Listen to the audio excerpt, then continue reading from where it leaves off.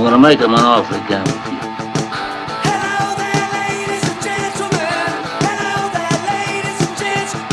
What's going on, Chuckleheads? I am Carlo Guadagnino. Hey, if we're gonna do this, let's get it done. All right, I'm gonna shoot the intro, and then we're gonna sit you down. We're gonna 40 minutes in and out, I promise. I'm good with that.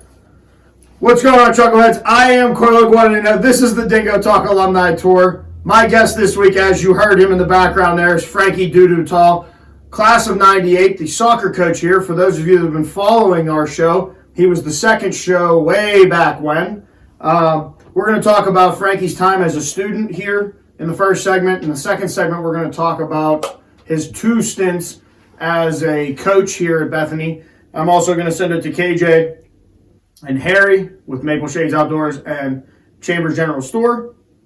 And I'm going to give him some tea, and we're going to have a conversation over some Turners. But without further ado, so that he doesn't stand over there and pout any longer, this is Frankie Taal. What's going on, Chuckleheads? I am Carlo Guadagnino. This is the DingoTalk Alumni Tour. We're trying out a new set for tonight, so but don't think I forgot about the tea.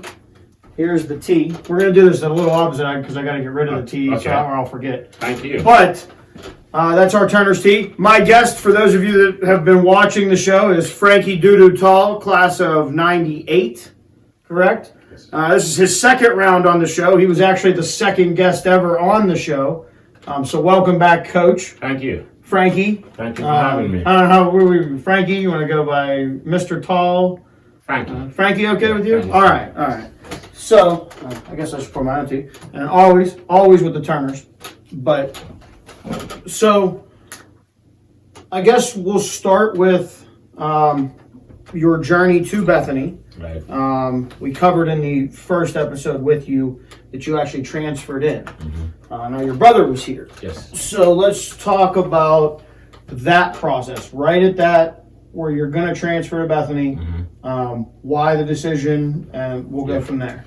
Yeah, it was pretty interesting because I was already at the school in Jackson, Tennessee, Lombard University. I had a pretty good scholarship there, and but that summer, prior to that fall, I was in Maryland, DC metro area.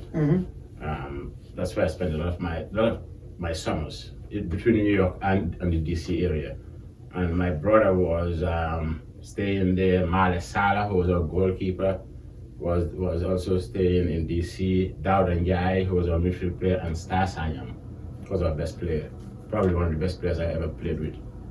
And they all kind of convinced me to come join them at Bethany, especially my brother. So that summer I went back to college in Tennessee, and my brother just kept calling me. Al kept calling me, Mal kept calling me, and I remember Mal telling me after one of our games when we played in the African tournament in DC, he said, "Hey, listen, man, I got you now. We're gonna win the national championship." So I said, it was an easy decision given that there were about 6 Gambians here. Here at Bethany. Yes, all of whom I knew. I knew them from back home. I knew their parents, their grandparents. Our parents knew each other. So what's the conversation? I mean, do you call your coach and tell him? Is this a JC? You call JC and tell him? Because it's not like it is now. Yes. And we'll get into that. Yes. I mean, I'm sure here at the end of the semester that recruitment got to be ramping up for the following year, and I mean the students got to come back. At least as we sit here today, the students have to come back and do their finals and whatnot. And we know with this COVID thing, everything will change. But so with JC, how did that process work? Did you tell your coach? Was there a conversation? Unfortunately, and this is something I really regret because my coach, Coach Mike Jackson, was really, really good to me. He was a good guy. And once I decided I was going to transfer, I had a very difficult time approaching him and telling him because I was one of his projects. So, once I made up my mind, I called JC and told JC that I was going to transfer. And then JC, being a very good recruiter, called me almost every week. Yeah. made sure that you were, Yeah, yes, yes. and that you knew he wanted you here. Yes, yes. But I think the icing on the cake was that Christmas. I went to the Gambia to visit my family. At the time, my dad was working for the African Development Bank in the Ivory Coast, in Cote d'Ivoire, the capital city. So from Gambia, I went to visit my dad with my siblings, and it was a perfect opportunity for my brother to present that conversation with my dad. Mm-hmm. And my dad basically just said, hey, it makes sense. Ali's already there. I mean, you got all these friends over there. It's a good program, good school. I think you should just transfer. And that was really, because up until that time, I hadn't really made up my mind. So, if you were speaking to, let's say, anybody, and it doesn't necessarily. I mean, I know we're gonna promote Bethany for you as the program that you coach. But if you were talking to an athlete in general that's thinking about going through that process, wherever they're choosing to go, even if it's maybe an athlete that is feeling the same way but not wanting to approach you, what would be your advice to that athlete? Well, I'd probably tell that athlete to go with his or her instincts. This might not be your fit. Yeah, it might not be your fit, and those are difficult decisions to make. But like I said, for me, it was an easy decision having 6 individuals from your hometown Here. 5 of which whom you went to high school with. So it was it's almost like a homecoming for you before you even get here. Yes. So I would basically tell, I mean, if I have to give anybody some advice, I mean, you got to just go with your instincts. You outmeasure the pros and the cons, and make a decision based on that. So you're here. We'll fast forward. You're here at Bethany. You become an Alpha Sig. You're on the soccer team. Yes. Soccer team is quite successful at this point. Yes. What is student life like? What is campus life like? What's Frankie's daily? If you go back to when you were in the prime Frankie, maybe a little bit more hair. Probably not. I've seen the pictures. There's not much more hair. Yeah. Well, you still have this thing. Yes. My daily life basically was just Frankie being Mr. Social. There's a shock. Other than making sure I got my schoolwork done, my you, the social butterfly. Yeah, and I just really enjoyed getting to know people and hanging out at Sigma Nu. And you lived at Point Breeze. Yes. So talk about Point Breeze a little bit for those that don't, for ones that remember, and for those that might be watching this that only know it as the house over there in the neighborhood. Yeah. What was it like living there? Point Breeze was, I actually spent a little, I didn't really live at Point Breeze. I spent a lot of time there because I stayed with my brother. I still live with my brother. Yeah. And then after, I also roomed with Marley. But I spent a lot of time there, spent countless nights there. For me, it was just this new family I had, which was just much bigger than the average family, because it was just not the current members of the house at the time, but it was alums coming back. So there's just never really a dull moment. I mean, anytime I had any free time. That's where you were. I was at Alpha Sig. Well, it was during the day, went to class, then went to Alpha Sig, came back to class, Alpha Sig, practice, Alpha Sig. Yeah. So you'd make that hike all the way from up there down there. Yes. Well, I've seen you run. It makes me tired. I think I told you that the first time. Yes, you did. Yes. Yeah. It still does. So academically, when you got here, what was your track of or your choice of study, and what was Frankie like as a student? I was a political science major. Okay. And I was very interested in politics. So I come from a family of politicians. My dad, a couple of my uncles. So it was the political science track was pretty easy to me because I was just very well informed about world issues and stuff like that. But school wasn't difficult. All you had to do is just get your work done. Knowing that you had, I was involved with Alpha Sig. I was also involved with the International Student Association, Model UN, Amnesty International, the Political Science Awareness Club, and playing soccer. So you had to, time management was just, it had to happen. Yes, it wasn't. Yes. Any advice for people that struggle with time management? You gotta have a plan. a weekly plan, not a daily plan, a weekly plan. Yep. And just make sure you follow The plan. the plan. Yes. Don't deviate. Yeah. Get your assignment done early. Because the more you kind of procrastinate, the very likely you would not get it done, or you would end up not doing it well by rushing. Now, you talked about your time in the fraternity, and some of the other clubs that you were involved in. Would you say that even now is a key to success for a student to, for you to really appreciate and enjoy Bethany? You kind of got to get involved. You have to. Yes. You can't just sit. You can't sit in your room. It's just not gonna. Yeah, I mean, I think I believe wherever you are, you need to be engaged and involved, and try to be involved in affiliations that would benefit you, not just at the moment, but your future. I think being in a fraternity teaches you about brotherhood and how to organize and live with people and deal with people, because at the end of the day, when you graduate and you get a job at Wall Street or IBM, or you're working for FIFA, you have to be pretty diverse, because you end up dealing with people from all kinds of color, creed, race, religions, and that's what we had here at Bethany. And it was the perfect melting pot. Yes. Yep. I got what you're saying. Yeah. So I gotta ask you, because there's not something here now. There's something that was here when you were here, and I don't want to get you in trouble or nothing. I think I know where you're going. We gotta trust there. There gotta be some good stories from over there. You gotta across the street. Across the street, there are gonna be some good ones over there at Bubba's. Yeah. Anything that stands out, anything that looking at it from both sides. As an adult, the bar was a necessity for this area, even though it might have outlasted the time frame in which it was at its peak. Yes. Does that make sense? It does, yeah. And you were 21 when you got here, so having a bar this close, did that change the social aspect for you guys? After a game, does the soccer team come home and it's a party at the bar? Or? No, not really. I mean, the bar, just at the time, they were just doing it. There's certain days that were peak days.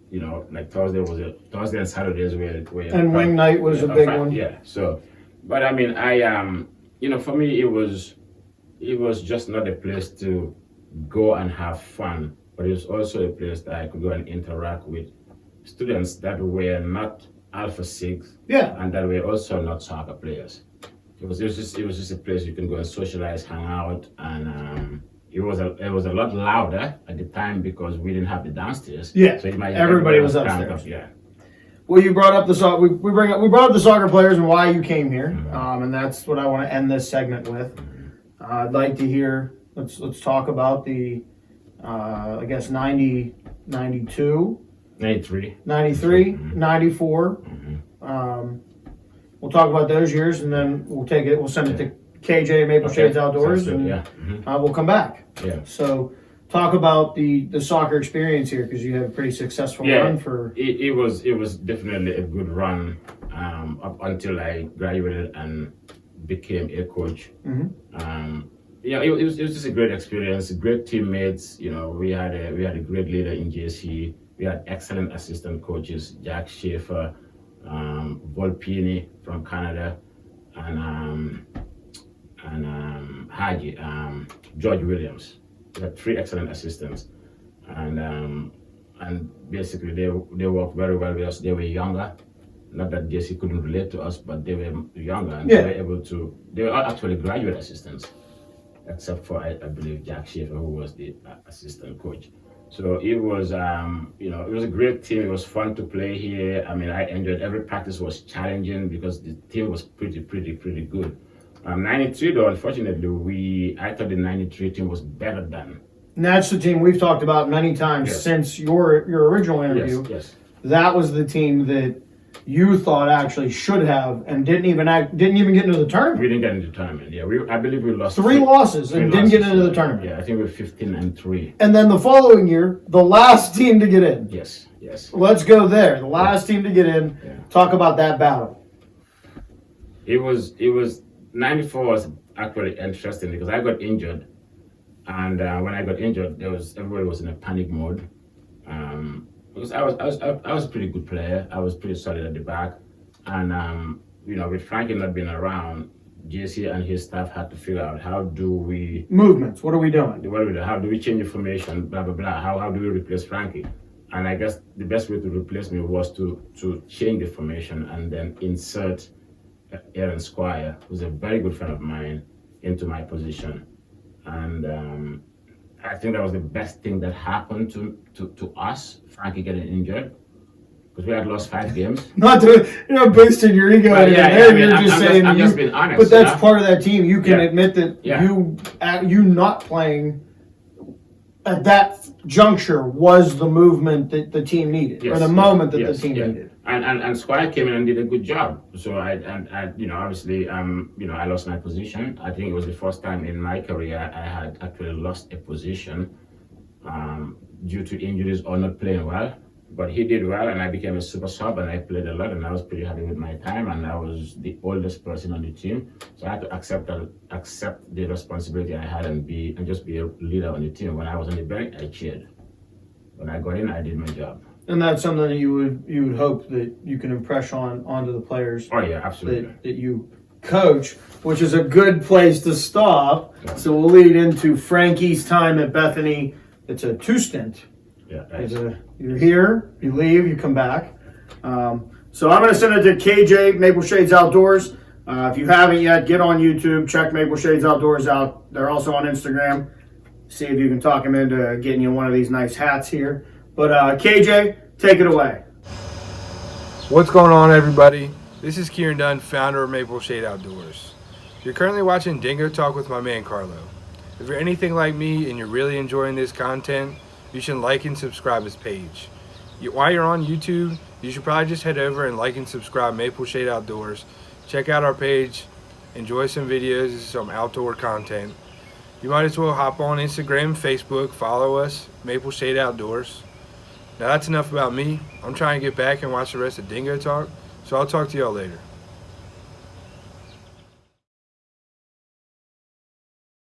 What's going on, Chuckleheads? Thank you very much, KJ. I am Carlo Guadagnino. This is my guest, Frankie Taal. It's round 2 with Frankie, class of 1998, here on the Alumni Tour. As a matter of fact, it's Frankie, Dodou, Real, Taal. Okay, so what he said, he just introduced himself. I don't know why he wouldn't have done that in the first place if he wanted me to. He never told me that I was what I was supposed to call him. You all heard me ask you, what'd you want me to do? I could have just said Frankie. That's right. You know what? Instead of waiting to the end, I got you a gift, buddy. Because I know basketball season's coming, and I know how much of a North Carolina fan you are. So I want you to sit there for this segment. I just want you to drape that there. I cannot do that. Why not? It looks so good on you. It's such a good color. I'm sure my buddy, Coach Ryan Huber, who was my assistant for 6 years at Wesleyan, would appreciate this because he's a big Taal. And I'm sure you have other friends that are going to see this and go, oh. This just made the day. So you brought up your coaching. We had 2 parts stints here at Bethany. Mm-hmm. So immediately after your playing career, you became a player assistant and then, a GA and then stayed on. So let's start there, and then we'll get to when you left, and then we'll go to the next part. Yeah, my experience as an assistant coach GA was a great experience. It was something I never planned. I've always wanted to be involved in football, as we call it back home. But I just never envisioned myself coaching. I always wanted to play pro. I wasn't good enough. That's the reality. For those of you, I know there's a lot of youths out there. Youths? Young boys, young men that have aspirations to play pro, but it's not easy. It's a difficult route.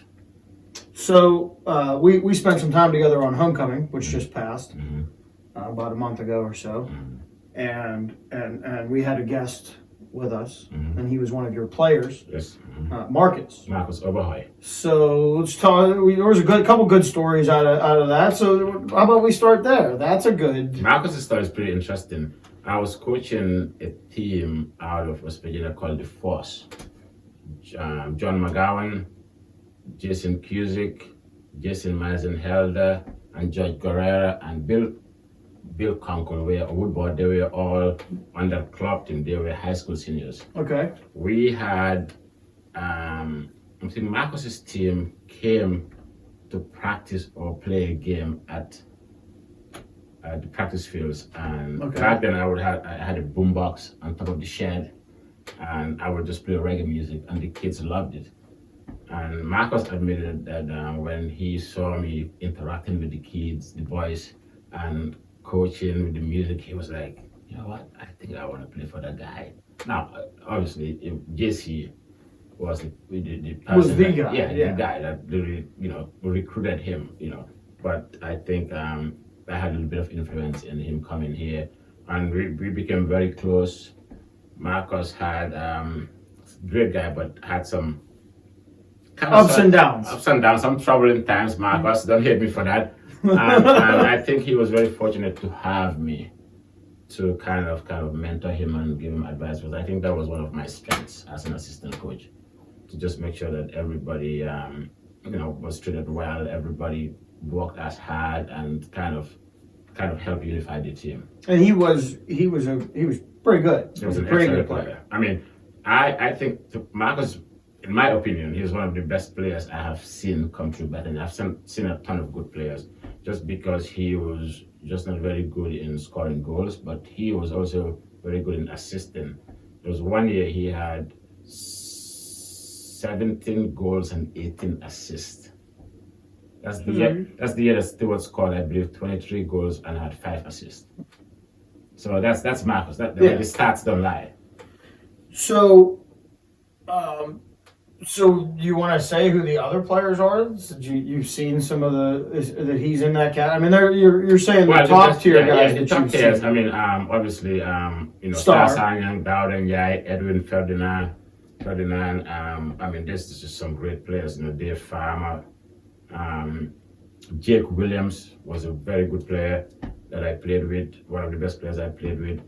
And then you go back with, Salty and, Ace and Billy Dennison. Billy Dennison, I think, in my opinion, Billy Dennison and Star are the 2 best players that ever played here. Okay. In my opinion. And then I would think, for me, Edwin comes in as number 3.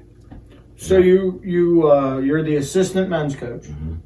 And then you become the head women's coach, interim. Yes. Right. Full blown. Yeah. Mm-hmm. So let's talk about that, because that's a whole different side of soccer. Here at Bethany, what was that experience like? It was a different experience. I coached a club team out of Averill Park, New York. Okay. Right outside of Albany, when I went to school in Troy, New York. So it was like a 4-month period. But having to coach a college team was definitely different. It was an adjustment that I had to quickly adjust to, understanding that I'm not coaching men's soccer or boys, but I was coaching females, and I had to quickly learn to understand that I can't expect the team to perform at the same level as the guys, because obviously with the physical attributes that men and boys have, it's definitely different. It was an experience, but I appreciate it, because in my opinion, it was easier coaching females, just because they listened. It was easier to.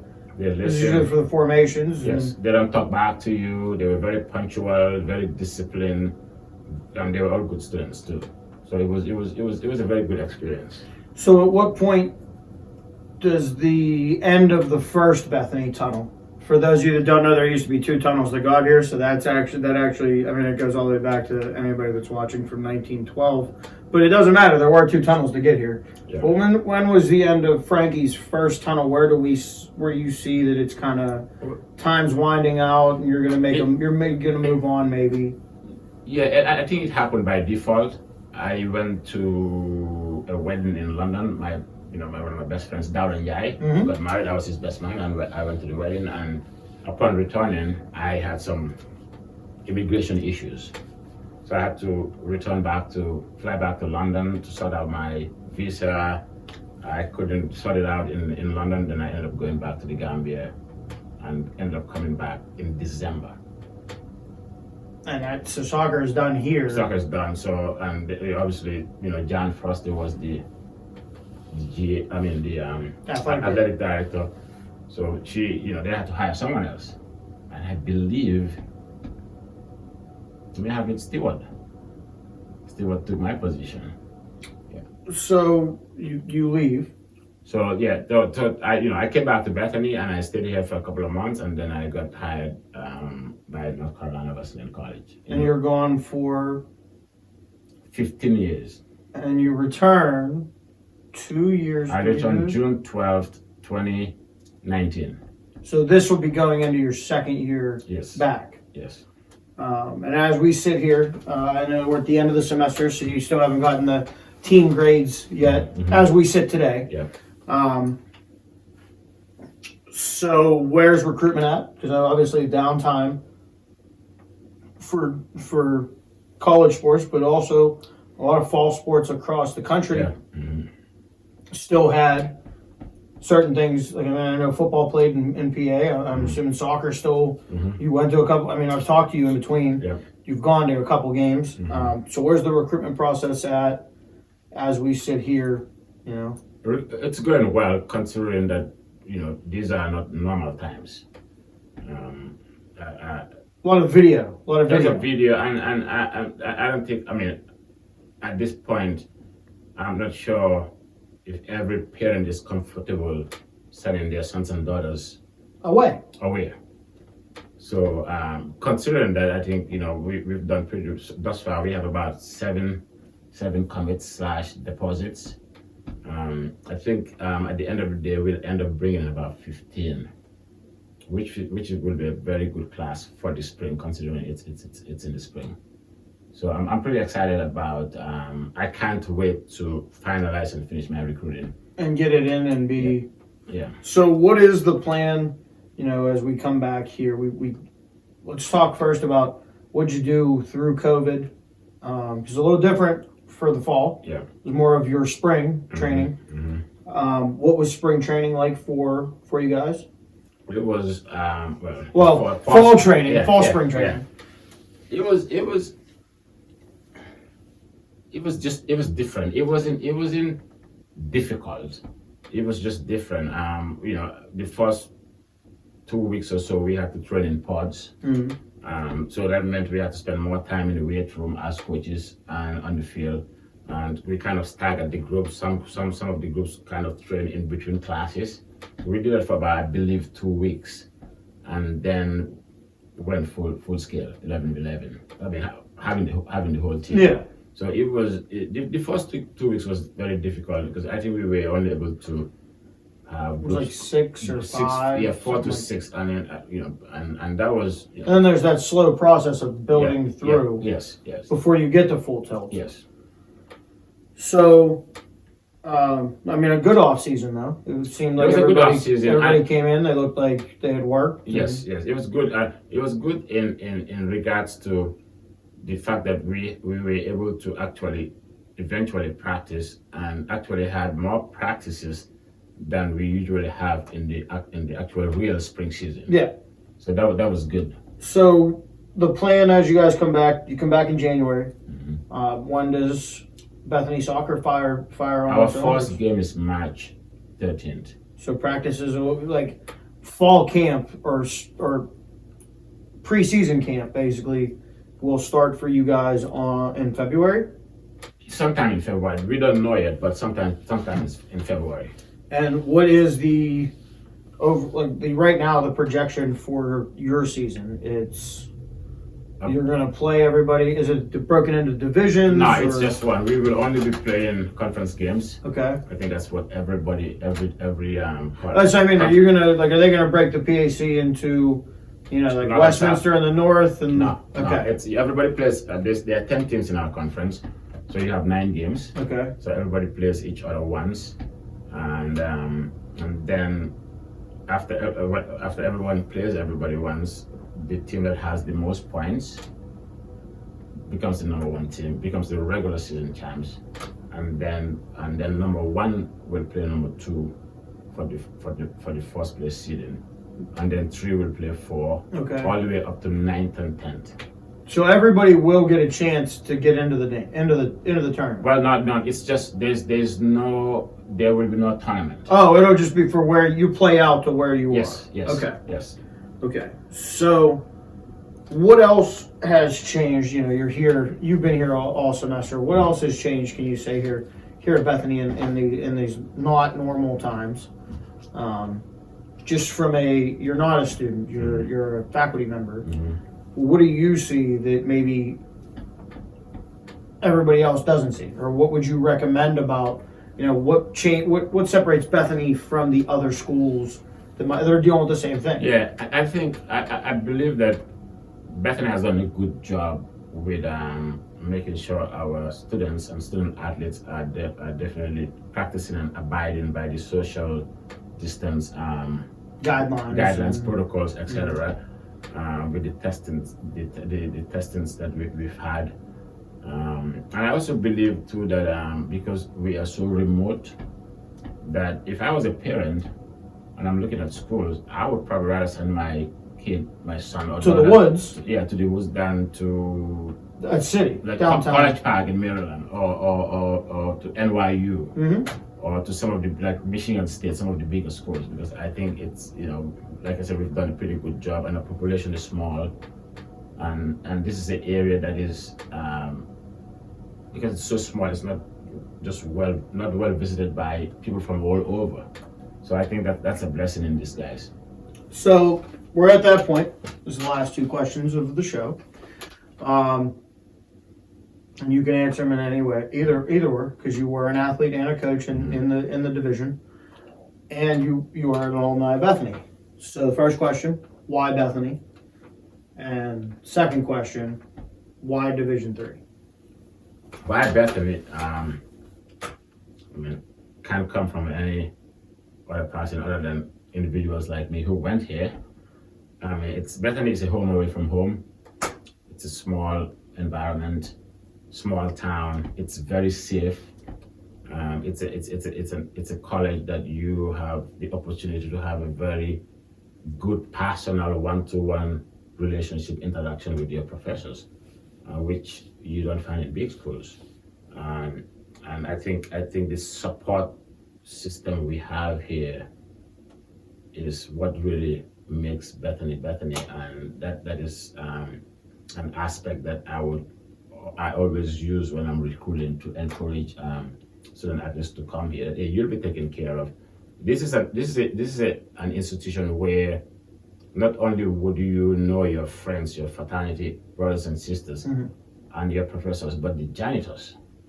I mean the groundskeepers, the calf workers, the calf people. You know, you get to know them at a personal level. You get to know them by their first and last names. And I think the alumni tour is a testament to that. I mean, exactly. The amount of people that are coming back, and they're the same story that you're getting every week. When I ask that Bethany question is, well, you know, everybody from Dr. Rodenberg down to Miss Linda and everybody in between, and everybody both.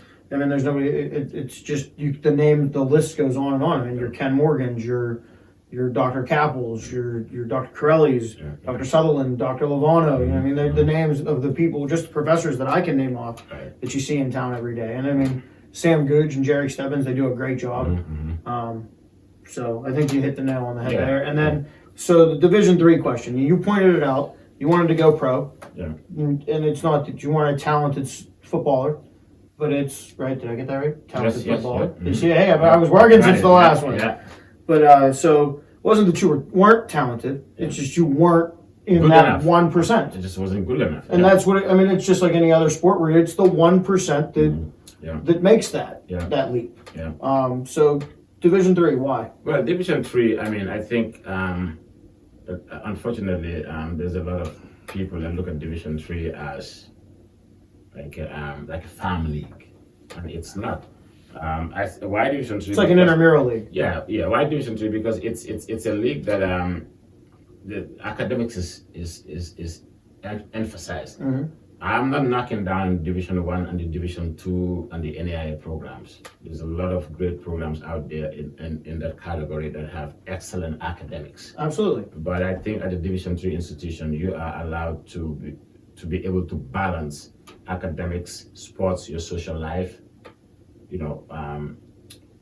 Clubs, student employment, student activities. You're able to balance it without much pressure, which I don't think one can do in scholarship programs. Well, because you're being, in a way, you're being paid to play. You've been paid to play, yes. So you have a job. Yes, and also, there's two parts to this answer, and secondly is you can go to a Division 3 school and pretty much